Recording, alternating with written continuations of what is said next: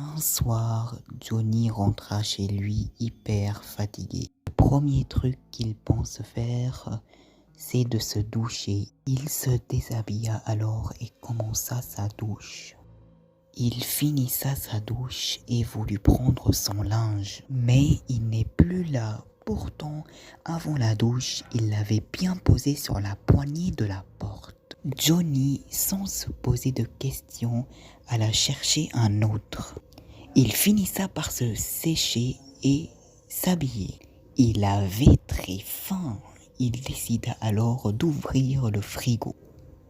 Il ouvra, mais aucun truc à manger, à part le couscous périmé de sa tante qui semblait contenir une nouvelle forme de bactérie.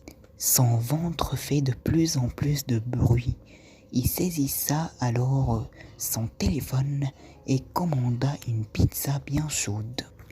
Le livreur lui avait dit qu'il prendra 10 minutes pour arriver. Johnny attenda avec impatience.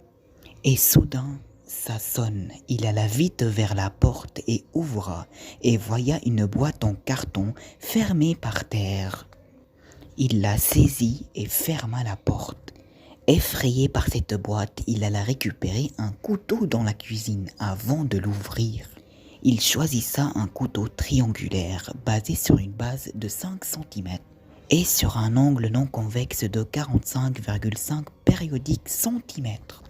Il le saisissa en appuyant sur sa poignée d'une force équivalente à 10,34 Newton par centimètre cube. Il se dirigea vers la boîte. Un pas après l'autre, la boîte commença à trembler. Johnny eut peur. Il n'avait jamais eu aussi peur, à part quand sa sœur regardait les Marseillais. Johnny prend la boîte courageusement dans ses mains et l'ouvra. D'un coup, et là, de l'air posé dedans. Johnny était très déçu et très paumé. Il se demanda, mais qu'est-ce qui a causé le tremblement de la boîte? C'est peut-être la force de frottement qui est... Putain, mais ta gueule! Mais tu peux pas fermer ta gueule, putain, mais c'est pas vrai! Il se gratta la tête longtemps. Soudain, la porte sonne. Mais qu'est-ce qui se passe, dis donc? Non, mais c'est peut-être la force exercée par... Pardon. Il se dirigea vers la porte et ouvrit. Le livreur de pizza devant sa porte avec la pizza dans ses mains. Johnny récupéra la pizza avec méfiance et donna l'argent au livreur et ferma la porte. Il ouvra la boîte et ne trouve qu'un seul triangle de pizza. Mais quel gentil livreur! Énervé, il va dans le salon et se jeta perpendiculairement sur son canapé avec une force de 19,03 Newton. Une fois posé sur son canapé, il entendit un bruit provenant de sa cuisine. Qu'est-ce qui pourrait être?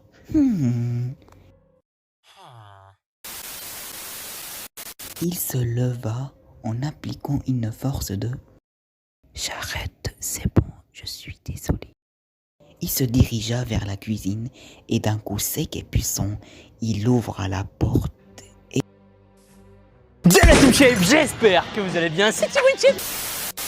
Johnny ouvra la porte. Rien ne se passe dans la cuisine. Il retourna dans le salon en étant totalement paumé. Il voulut prendre la télécommande pour allumer la télé, mais elle n'est plus là. Il commença à chercher partout. Il regarda sous le... Salut chef, j'espère que vous allez bien, c'est Thierry. Il ne trouve rien. Il regarda dans le tiroir, sous le tapis, derrière les rideaux, sur la table, dans le couscous périmé de sa tante, mais ne trouva rien du tout. Johnny commença à avoir vraiment faim. Il décida alors d'aller demander à son voisin si il a de la nourriture. Johnny ouvre la porte et se dirigea perpendiculairement et parallèlement en direction de la porte de son voisin. Il toqua sur sa porte. Salut chef, j'espère que vous allez bien. Il toqua mais personne ouvrait. Alors il retourna chez lui en ayant les larmes aux yeux. Il se jeta sur son lit, mais en même moment entenda un bruit bizarre provenant de sa salle de bain. Johnny, désespéré, alla vers la salle de bain, ouvra la porte et c'est un chat noir aux yeux bleus. Mais c'était lui depuis le début. On se fera plus dessus.